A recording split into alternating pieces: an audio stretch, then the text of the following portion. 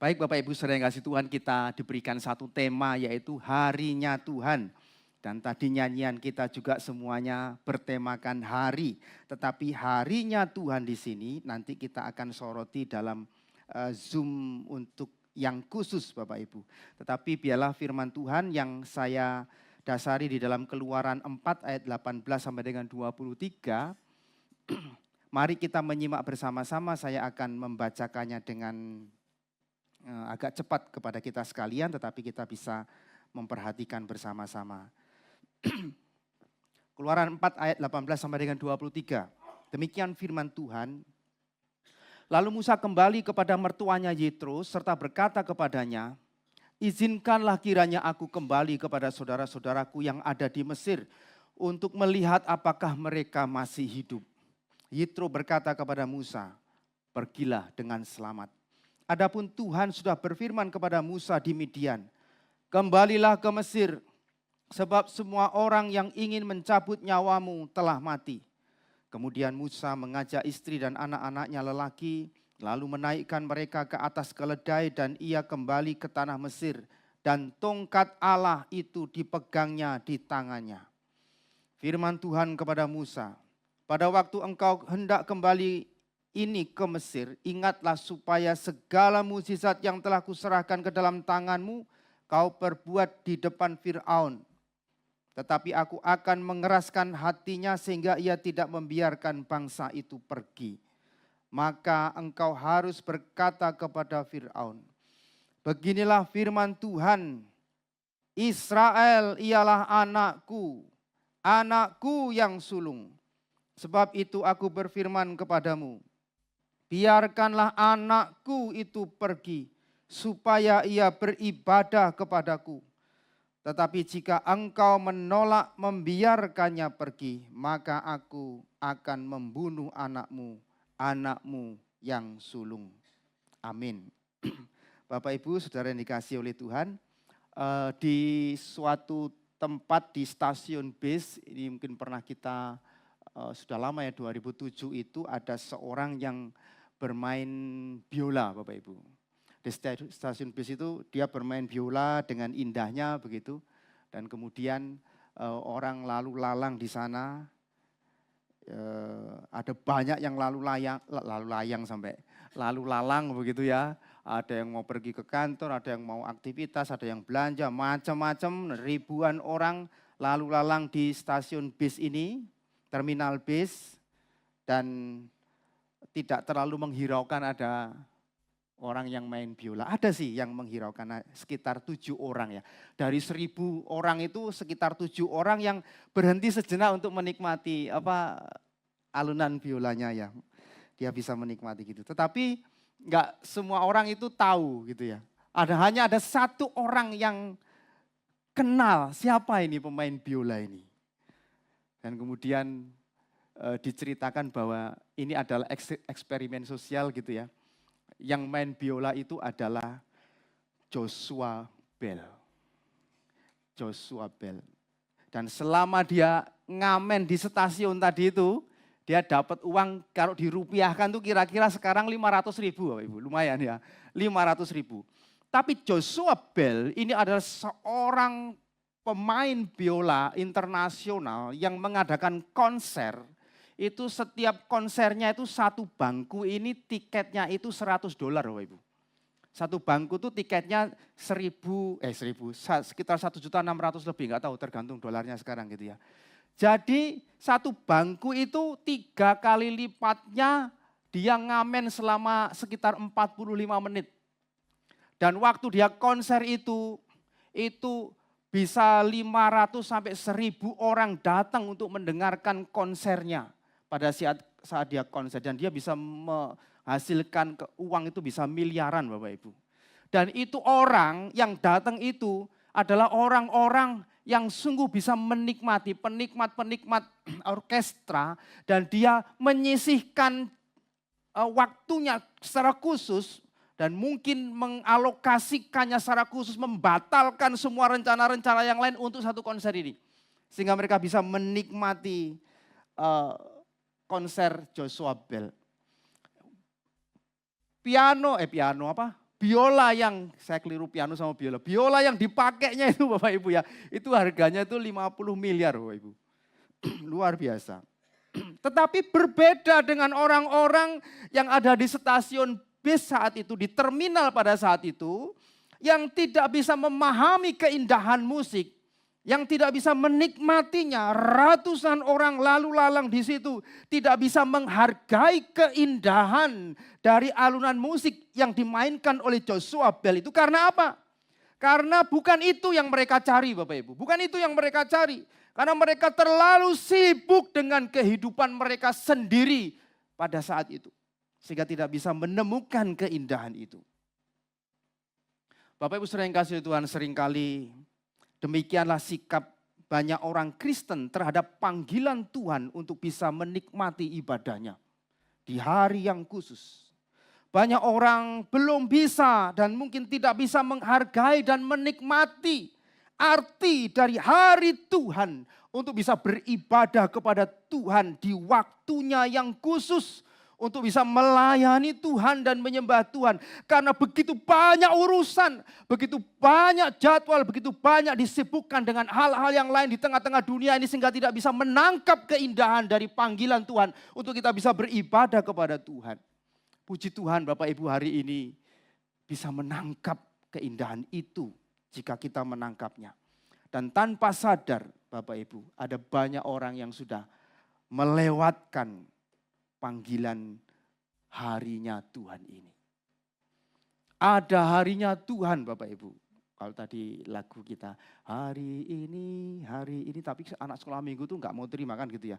Guru-guru juga ngajarkan, bukan cuma hari ini tok loh, hari minggu tok. Hari Senin, hari Selasa harinya Tuhan, hari Rabu, hari Kamis harinya, hari Jumat, hari Sabtu, semua hari harinya Tuhan. Ya betul Bapak Ibu. Memang semua hari adalah harinya Tuhan. Anak sekolah begitu pun tahu, tapi dari semua yang umum itu ada yang dikhususkan dan kita bisa mengkhususkan dengan hari Tuhan.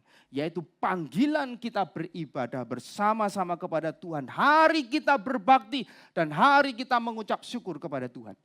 Karena itu hari ini kita akan menangkap satu pesan singkat dari renungan kita bahwa hari Tuhan itu adalah hari ibadah yang disediakan bagi orang percaya untuk menghargai kasih, menghargai berkat Tuhan dengan rasa syukur dan pengabdian kita kepada Tuhan. Bapak Ibu saudara yang kasih oleh Tuhan, sejak pertama kali Allah menciptakan manusia di dunia ini tujuannya cuma satu, supaya manusia itu kembali kepada Tuhan, memuliakan Dia.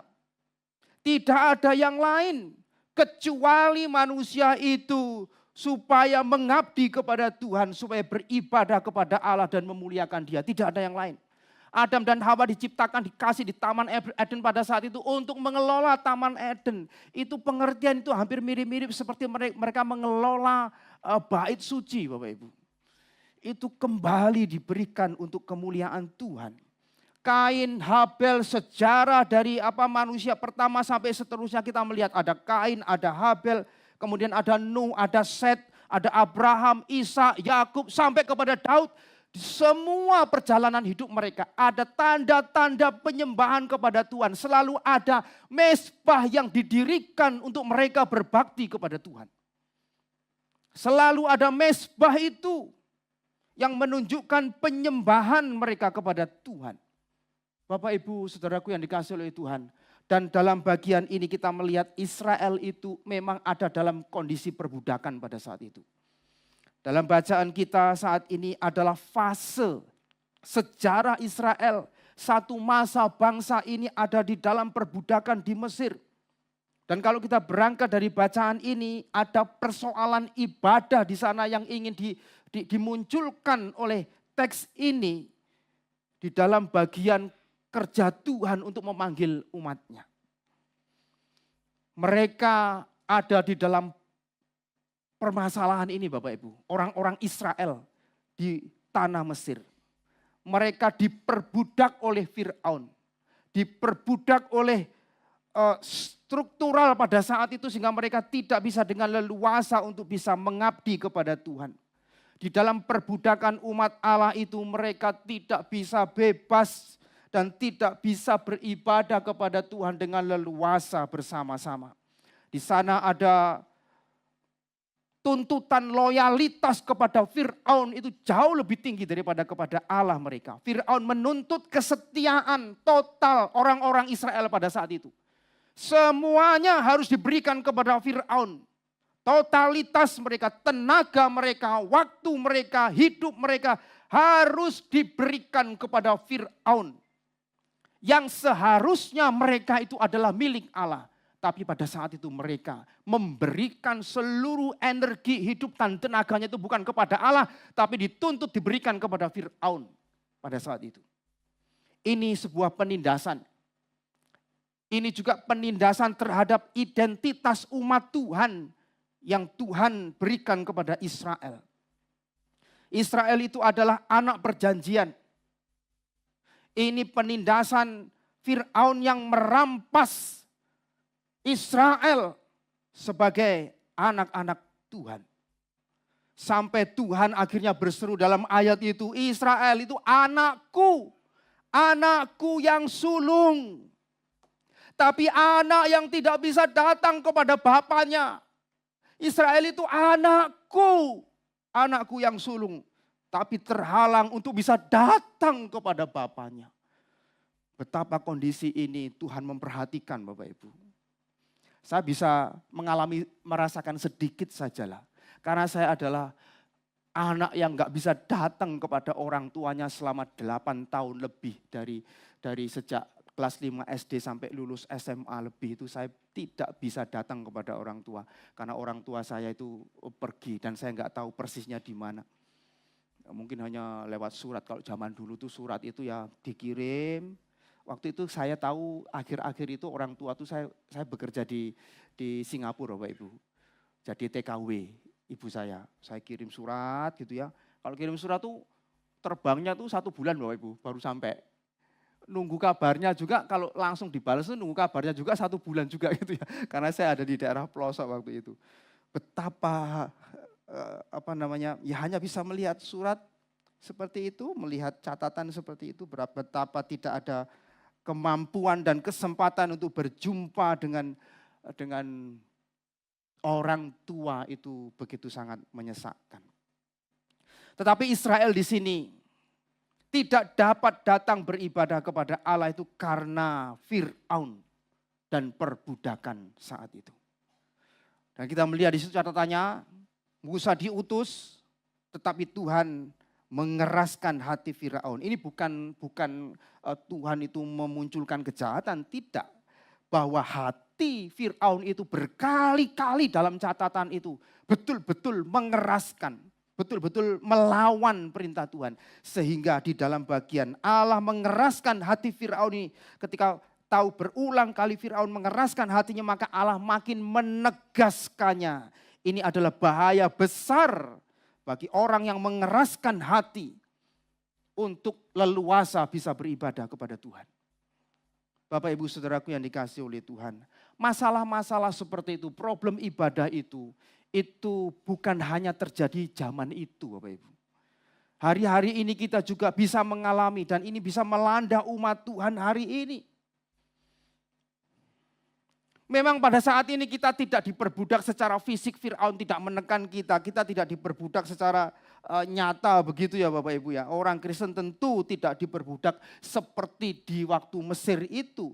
Tetapi Bapak Ibu, otoritas kuasa perbudakan itu hari ini mencengkram banyak anak Tuhan itu dengan begitu sangat halus.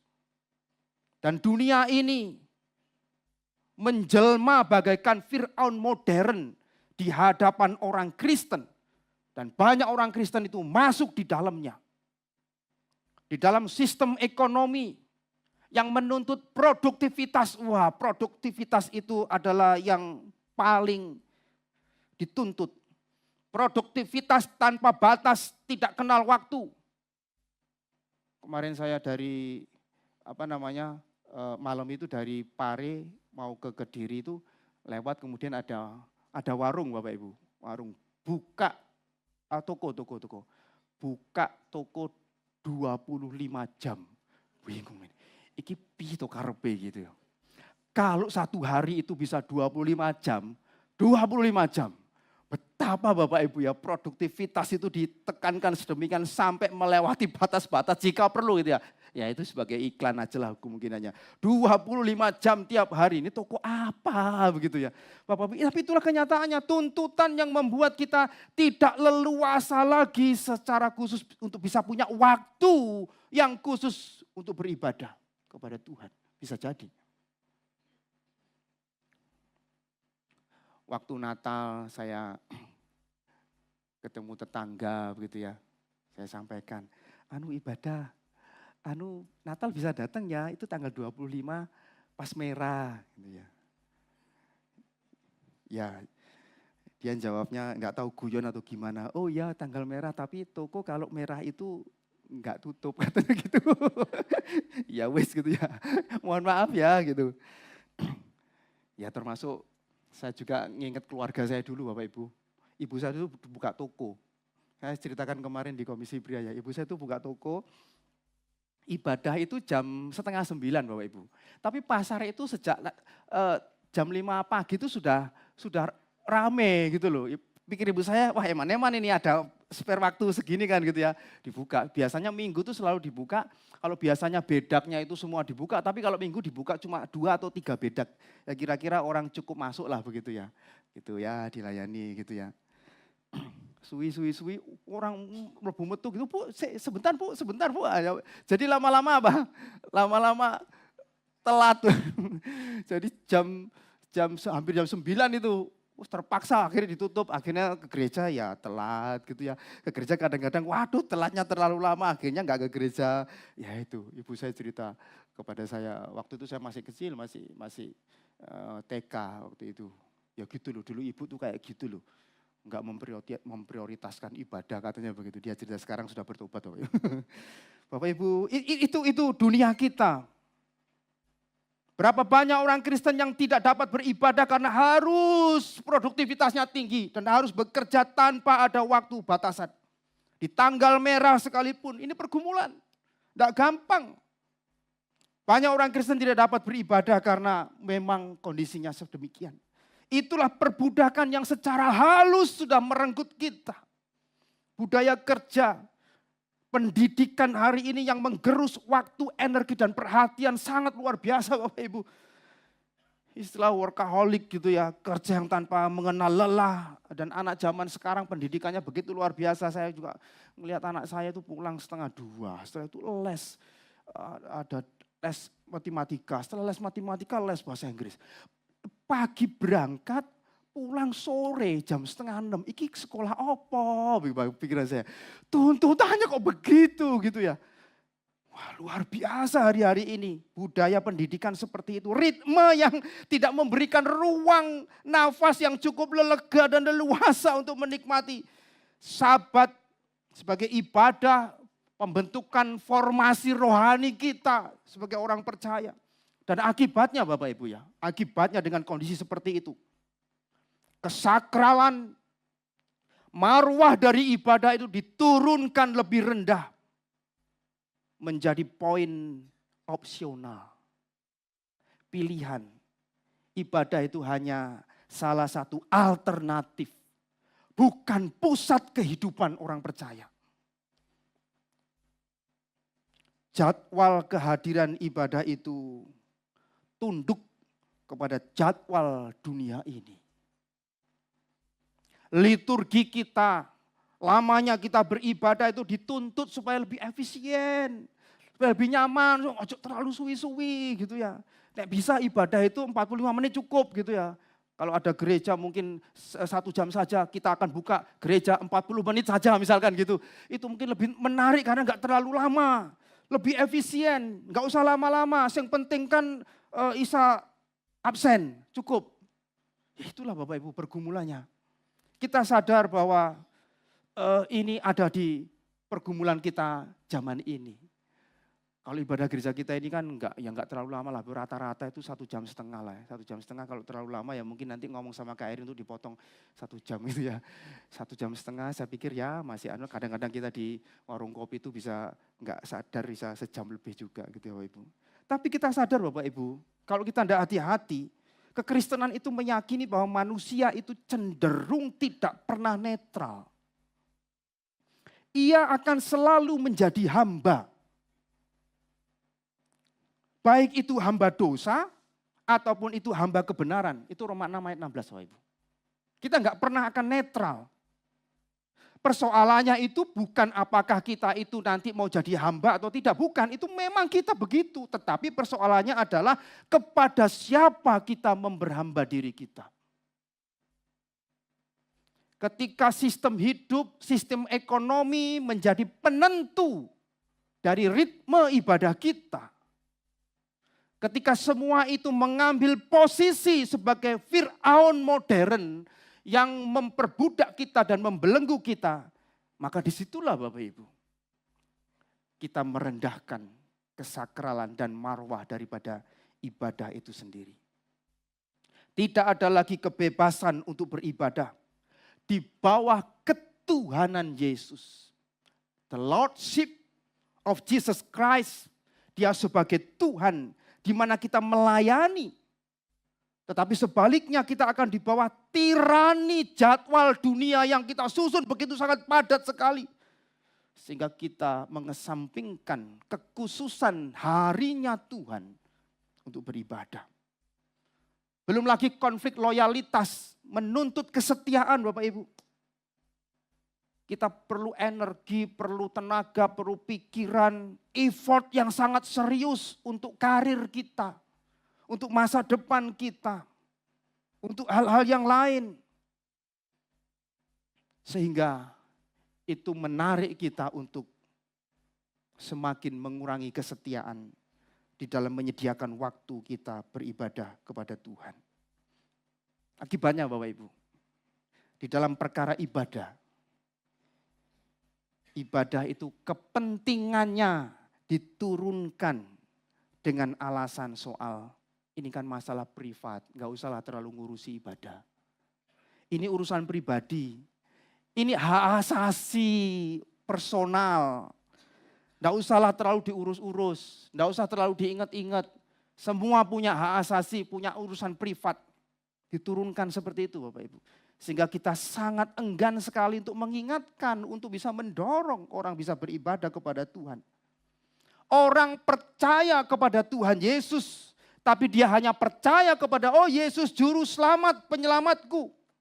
Tapi dia tidak menyerahkan diri kepada Yesus sebagai Tuhan yang mengatur hidupku. Yang punya otoritas untuk memanggil anakku beribadah kepada Tuhan dan tunduk kepadanya. Bapak Ibu, ini adalah bentuk dari persoalan ibadah sama seperti di Mesir. Tetapi di dalam warna dan wajah yang berbeda hari ini. Lebih halus, lebih sopan, tapi intinya sama. Kadang-kadang kita kan ada ngomong, podo ae toh, aku ibadah online kan sama saja gitu ya. Online Bapak Ibu. Di catatan kita di WA group itu biasanya ibadah online hanya ditujukan kepada mereka yang sakit kan gitu ya. Terus ditambah lagi kalau mau ditambahkan yang sakit, yang bisa ditambahkan macam-macam gitu ya. Tapi kita sedikit relatif akhirnya ngomong ya nggak apa-apa lah. Yang penting kan ibadah itu kan yang penting online. Maksudnya yang penting kan hatinya begitu ya. Saya kan bisa lewat online. Ibadah bisa di mana saja. Ya juga sih ya, rasional juga ya. Yang penting kan hubungan pribadi saya dengan Tuhan. Ini masalah privasi. Apalagi kalau pelayanan di gereja, kita melihat pelayanan di gereja nggak api-api amat, membosankan misalkan gitu. Itu bisa jadi alasan kan. Karena saya juga kondisi fisiknya capek ini, nggak bisa ibadah. Daripada saya ibadah di gereja malah ngantuk, malah nambahi dosa gitu ya. Malah nambah dosa, di gereja malah ngerasani, woi kok nyanyi ini kok kayak ngono, ini gini pelayanannya kurang sempurna. Daripada saya di gereja malah kritik sana kritik sini, nanti malah tambah dosa. Lebih baik saya nggak beda, saya di rumah aja. Kadang-kadang kan kita merasionalisasi seperti itu Bapak Ibu. Tuhan ngertilah gitu ya kadang-kadang ya. Pernah kita mungkin dengar kalimat ini, Tuhan mah ngerti kok sekalipun aku nggak ibadah. Yang penting hatinya. Agak lucu kalimat ini Bapak Ibu. Dan kita seringkali hampir tidak pernah memakai kalimat ini untuk hal yang lain. Kalau kita kerja Bapak Ibu, kita nggak masuk misalkan, apa bisa kita mengatakan kalimat ini? Oh, bos saya ngerti kok. Yang penting kan hati saya. Kan nggak bisa juga Bapak Ibu. Kalau anak sekolah ujian nggak masuk, apa bisa anak itu bisa mengatakan, oh guru saya ngerti kok saya. Yang penting kan niatnya saya belajar. Kita ndak akan tawar demikian Bapak Ibu dengan kasus yang lain. Tapi kalau sudah soal ibadah, tiba-tiba Tuhan itu dianggap paling fleksibel sedunia. Tuhan ngerti kok. Pertanyaannya bagi kita Bapak Ibu, kalau Tuhan itu Raja, kalau dia itu Tuhan, pencipta, kalau dia itu penebus kita, masa satu hari yang dia tetapkan untuk beribadah kepada Tuhan itu kita anggap opsional, kita anggap alternatif? Ya enggak juga kan Bapak Ibu. Ketika hari Minggu dianggap hari istirahat. Hari yang bisa untuk kita liburan, wisata. Hari yang bisa kita pakai untuk rebahan. Masalahnya bukan tidak bisa ibadah. Tapi tidak menganggap itu terlalu penting. Sejak Israel keluar dari Mesir, hanya satu yang Tuhan minta, supaya mereka bisa beribadah kepadaku. Ayat 23. Tuhan ingin umatnya dengan leluasa beribadah kepadanya. Allah menetapkan ibadah Israel Bapak Ibu. Bahkan dengan semua struktur fasilitas melalui pendirian kemah suci ke depan. Di dalam bait Allah itu. Karena itu setelah mereka keluar dari Mesir, perintah itu dimaktubkan Tuhan di dalam catatan 10 perintah Tuhan yang keempat. Ingatlah dan kuduskanlah hari Sabat. Allah membawa Israel keluar dari perbudakan itu untuk beribadah kepada Tuhan. Allah menarik paksa dari Fir'aun dengan tongkat di tangan Musa sebagai simbol otoritas Tuhan. Sekaligus mujizat yang dikerjakan sebagai kuasa Tuhan. Agar Israel itu dapat dengan leluasa beribadah kepada Tuhan. Kalau NIV itu menuliskannya worship. Tetapi kalau KJV itu menuliskannya serve, melayani Tuhan. Selama ini dipaksa untuk melayani Fir'aun. Tetapi Tuhan menariknya untuk melayani Tuhan. Israel itu anakku. Anakku yang sulung. Ini adalah pernyataan yang sangat penting dalam teologi perjanjian yang sangat kuat Bapak Ibu. Israel itu bukan bangsa yang tertindas harusnya. Tetapi dia adalah umat perjanjian. Tapi mengapa begini? Hubungan Allah dengan Israel itu digambarkan seperti papa sama anaknya. Yang begitu sangat dekat. Bapak Ibu, ini sesuatu yang indah ketika Tuhan melihat hidup anak-anak Tuhan. Israel disebut anak sulung, apalagi anak sulung. Biasa anak sulung anak yang istimewa biasanya gitu ya. Tetapi ini bukan soal kronologi Bapak Ibu, tapi ini soal status perjanjian. Israel itu sudah aku pilih, itu milikku untuk mereka mengenal aku. Bayangannya Tuhan itu seperti mau ngomong demikian. Dan mereka bisa melayani dan mengabdi kepadaku, beribadah kepadaku. Ibadah kepada Allah itu bukan lagi ini pilihan yang netral, opsional, alternatif. Bukan. Ini adalah tuntutan ilahi untuk kita kembali datang kepada Tuhan. Dan Tuhan menyediakan rencananya yang besar bagi Israel. Supaya mereka dapat dengan leluasa berbakti kepada Tuhan. Allah melakukan pekerjaan besar Bapak Ibu untuk memaksa Israel itu keluar dari tanah Mesir. Luar biasa, berapa orang? Sekitar 2 juta orang lebih harus melewati padang gurun itu.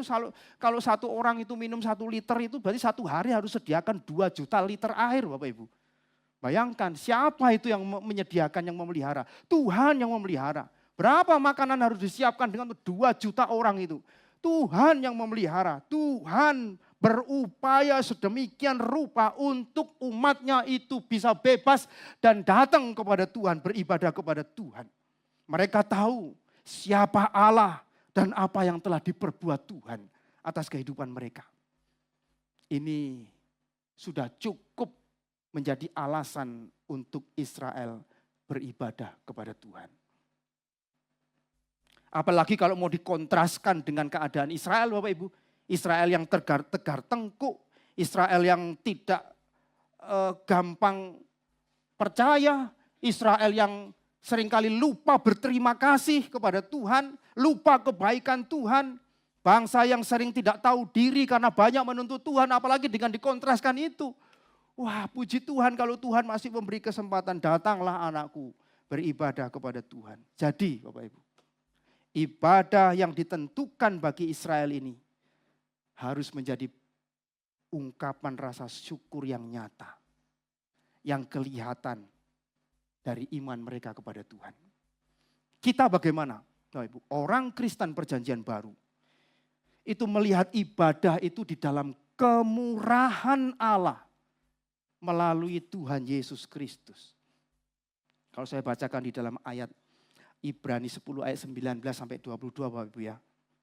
Waktu kita sangat terbatas, saya akan bacakan dengan cepat. Jadi saudara-saudara, oleh darah Yesus kita sekarang penuh keberanian dapat masuk ke dalam tempat kudus. Karena ia telah membuka jalan yang baru dan yang hidup bagi kita melalui tabir, yaitu dirinya sendiri.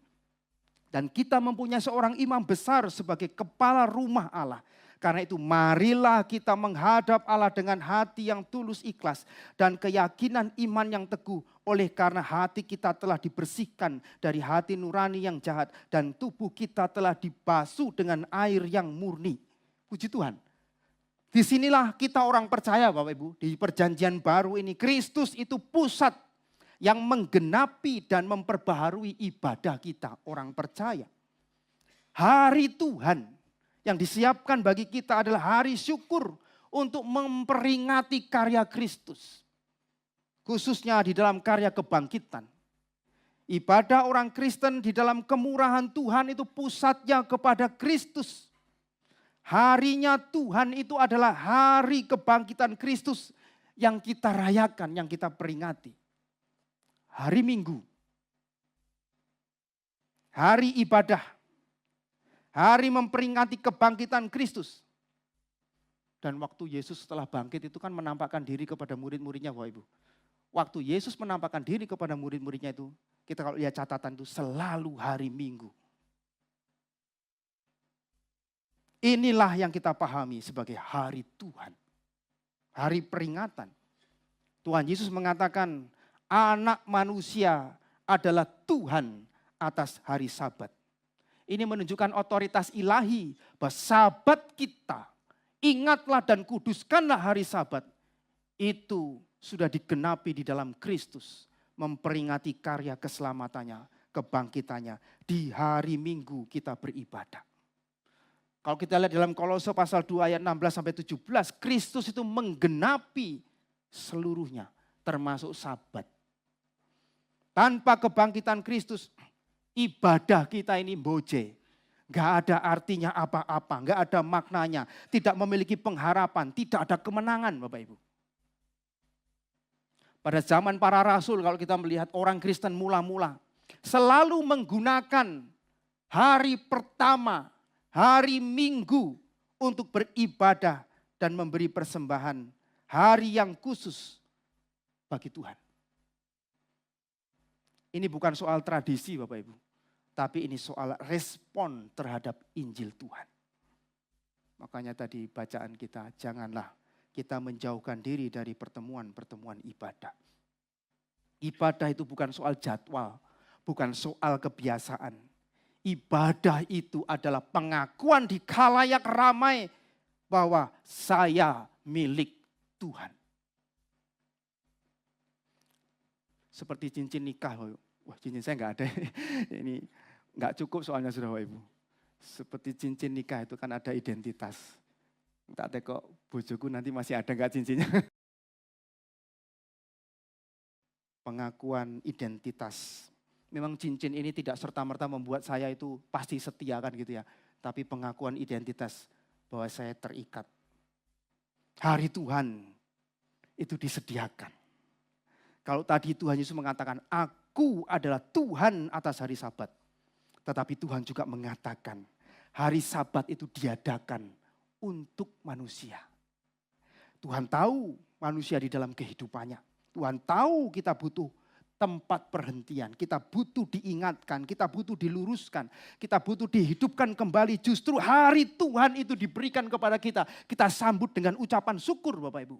Mari kita boleh menempatkan diri kita bahwa sesungguhnya kita ini tidak memiliki kelayakan untuk bisa datang beribadah kepada Tuhan hanya karena kemurahan Tuhan di dalam Tuhan Yesus Kristus. Jadi ini bukan hanya sekedar tanggapan iman Bapak Ibu, tetapi dari pihak Allah Dia menyediakan kembali jalan persekutuan kita dengan Tuhan. Jika Allah tidak berbaik hati, jika Allah tidak menyediakan jalan persekutuan dan perjumpaan dalam hadirat Tuhan ini, di dalam Kristus, sampai kapanpun kita tidak akan pernah bisa datang kepada Tuhan. Bapak Ibu, bertahun-tahun Tuhan sudah memimpin kita. Tuhan menyertai kita. Dia bersama dengan kita. Baiklah kita sadari ataupun tidak kita sadari. Dia mengasihi kita. Dia sudah memberikan nyawanya, menebus kita menjadi milik kepunyaannya, bukan diperbudak oleh dunia ini. Tuhan membuka jalan persekutuan. Dengan rasa sukacita kita perlu menyambutnya Bapak Ibu. Kalender kita itu setiap minggu itu warnanya apa Bapak Ibu? Merah. Itu pengaruh kekristenan Bapak Ibu. Ya walaupun ada beberapa kalender itu Jumat warnanya, kadang warnanya ya hijau Jumat ya. Hijau atau apa. Tapi hampir seluruh dunia ini kalender itu minggu warnanya merah Bapak Ibu. Mengapa? Itu tanda, itu pengingat bagi kita orang percaya karena tanggalan yang minggu warnanya merah itu adalah warisan dari kekristenan sejak lama. Tanda bahwa hari minggu yang warnanya merah itu dikhususkan dan diberi warna merah mengingat darah Kristus. Kalau kita lihat dalam sejarah itu diberi warna merah untuk perhatian khusus, kesakralan hari itu, kekhususan hari itu. Untuk kita pakai sebagai hari Sabat kita beribadah kepada Tuhan. Awal mulanya maksudnya seperti itu Bapak Ibu. Sekalipun dunia ini memperluasnya menjadi hari-hari yang lain. Tapi maksud gereja Tuhan itu dipakai khusus untuk beribadah kepada Tuhan. Menyisihkan waktu yang khusus. Walaupun tidak all time, seluruh 24 jam, tapi diprioritaskan. Itu perlu kita renungkan Bapak Ibu di dalam perjalanan hidup kita sebagai orang percaya. Kita perlu mengulangi lagi pernyataan anonimus. Seorang yang mengatakan demikian. Ketika kau lahir, ibumu membawamu ke gereja. Ketika kau menikah, istrimu atau suamimu membawamu ke gereja. ketika kau mati pun keluarga dan teman-temanmu lah yang membawamu ke gereja. Kenapa tidak sekali-kali kau datang ke gereja atas kemauanmu sendiri? Atau kemauan siapa kita datang ke gereja? Bapak Ibu, waktu masih anak-anak mungkin karena takut sama orang tua. Gereja. Saya dulu juga demikian. Orang tua saya telat-telat ke gereja, saya pagi waktu kecil itu sudah disiap noan itu. Ayo ke gereja semua, harus ke gereja. Mungkin karena takut orang tua kita waktu kecil kena marah, kita takut kita ke gereja. Saat kita mungkin pemuda, karena kita tahu, oh di gereja ada yang cantik, misalkan ada yang ganteng. Wah kita ke gereja karena ada yang mau dicari, itu bisa jadi kan. Ada temennya, ada komunitasnya. Saat kita pemuda remaja, mungkin demi seseorang yang menarik hati kita. Kita mau ke gereja dan rela untuk rutin beribadah, melayani di gereja. Mungkin yang lebih dewasa demi teman-teman yang mendorong kita terus sungkan. Divisitasi Kak Erin ya gitu, nek enggak dititeni ya sampai Pak Daniel misalnya gitu ya, ya sudahlah ke gereja. Saat kita menjadi orang tua Bapak Ibu, saat kita menjadi orang kita sungkan mungkin kok enggak ke gereja, ini wong ini Kristen apa duduk tuh gereja apa enggak tuh. Gitu kita demi kesungkanan itu akhirnya kita ke gereja. Bapak Ibu, perlu kita renungkan kapan kita merasa aku ke gereja karena aku mau ke gereja, aku rindu ke gereja, aku ingin beribadah dan menyembah Allahku yang murah hati di harinya, hari yang kita siapkan menjadi milik Tuhan. Terakhir kemarin istri saya ngumumkan di mana, di anak-anak sekolah minggu ya, minggu kemarin. Oke, pengumuman kan setelah liturgi itu pengumuman. Adik-adik ya ada pengumuman. Tetap jadwalnya diperhatikan. Jangan terlambat dan lain sebagainya. Jangan lupa minggu depan kita ada es krim. Weh, semua tepuk tangan gitu. Yang minggu yang lalunya itu ada apa ya?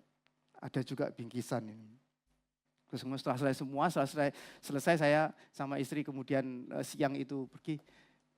Minggu depan ada es krim. Iya, kayak enek pengumuman es krim, enek pengumuman mungkin disediakan sampel atau sediakan apa, arek-arek semangat. Waduh ya anak-anak, ya saya maklumi saja anak-anak. Saat membuat program pelayanan anak 1 tahun ke depan gitu ya. Wah memikirkan dengan sedemikian usaha bagaimana ya supaya anak-anak ini enggak telat gitu ya. Supaya anak-anak ini rajin. Kemarin itu loh enek es krim itu sing teko iso 24, iso 24. Nek enggak enek ngono-ngono yang datang kok cuma 15, cuma gitu ya. Wah mulai pikirkan supaya kadang-kadang telat itu ya sudah selesai mau firman baru datang itu telat itu. Gimana caranya ya? Wah mulai ya memikirkan cara strategi. Kita kasih kupon yang enggak telat kita kasih kupon. Kalau mereka yang pulang sampai selesai kita kasih kupon lagi. Jadi ada 2 kupon loh, kupon datang sama kupon pulang. Nah itu kupon nanti akan ditukarkan hadiah nanti di akhir tahun atau hadiah kesetiaan lah istilahnya begitu ya. Oh iya. Itu menarik juga itu supaya anak-anak. Itu upaya kita Bapak Ibu untuk anak-anak dengan pendekatan seperti itu. Ya kadang-kadang kita masih ada kewajaran di sana. Tapi ketika ada yang menyeletuk gimana ya kalau ini diterapkan di umum ya gitu ya. Menarik juga sih, nanti kuponnya, door prize-nya gitu ya. Bapak Ibu, orang dewasa kita ini sudah memiliki kesadaran yang jauh lebih tinggi. Tapi kita mungkin bisa saja memakai banyak argumentasi, banyak alasan, alibi, rasionalisasi kita untuk tidak bisa beribadah atau tidak beribadah. Tapi sesungguhnya Bapak Ibu yang paling utamanya itu seringkali itu karena kita tidak memiliki hati yang sungguh untuk menghormati Tuhan dan ibadahnya. Seringkali bukan karena tidak ada waktu, bukan karena tidak ada tenaga, tetapi tidak ada hati. Mari saat hari Tuhan tiba, kita katakan kepada keluarga kita, mari kita beribadah di harinya Tuhan. Istriku, suamiku, anak-anakku, mari kita beribadah kepada Tuhan. Kiranya Tuhan memberkati kita sekalian. Amin. Mari kita berdoa.